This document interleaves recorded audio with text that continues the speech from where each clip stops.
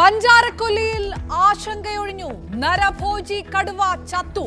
ജഡം കണ്ടെത്തിയത് പുലർച്ചെ പിലാക്കാവിൽ. വെടിവെച്ചിട്ടില്ലെന്ന് CCF.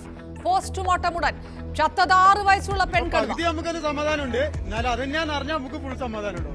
ഞാൻ നരഭോജി കടുവ തന്നെയാണോ നമുക്ക് അറിയണം. കഴിഞ്ഞ 3 ദിവസമായിട്ട് നമ്മൾ ഇതിനു വേണ്ടിയിട്ട് നടക്കുവാണ്. അപ്പോൾ അതിന് കിട്ടിയതിൽ സന്തോഷമുണ്ട്.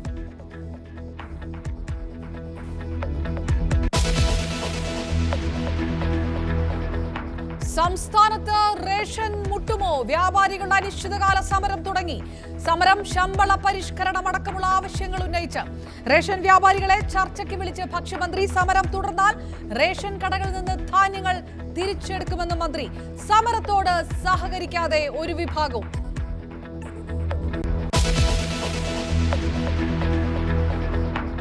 പാലക്കാട് BJPയിൽ പൊട്ടിത്തെറി. 9 കൗൺസിലർമാർ ഇന്ന് രാജിക്കത്ത് നൽകിയേക്കും.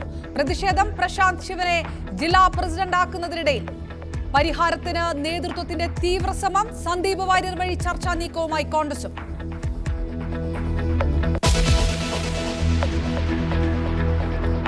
ബ്രൂവറി വിഷയത്തിൽ CPI നിലപാടെന്ത്? വിവാദത്തിനിടെ സംസ്ഥാന എക്സിക്യൂട്ടീവ് യോഗം ഇന്ന്.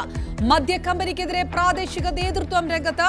CPI മന്ത്രിമാർ എതിർപ്പറിയിക്കാത്തതിൽ നേതൃത്വത്തിന് കടുത്ത അതൃപ്തി.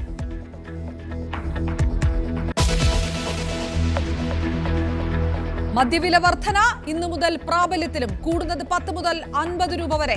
വില വർദ്ധിച്ചത് ഇന്ത്യൻ നിർമ്മിത വിദേശ മദ്യത്തിനും ബിയറിനും വൈനിനും.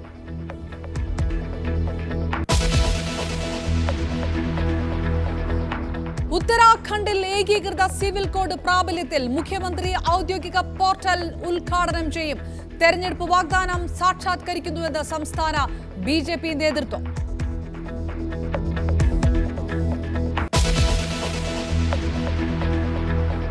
അനധികൃത കുടിയേറ്റത്തിൽ കടുത്ത തീരുമാനങ്ങളുമായി അമേരിക്ക. കൊളംബിയൻ ഉൽപ്പന്നങ്ങൾക്ക് 25% അധിക നികുതി ചുമത്തി. ഒഫീഷ്യലുകൾക്ക് വിലക്ക്. അനധികൃത കുടിയേറ്റക്കാർക്കെതിരെ വിട്ടുവീഴ്ചയില്ല എന്ന് ട്രംപ്.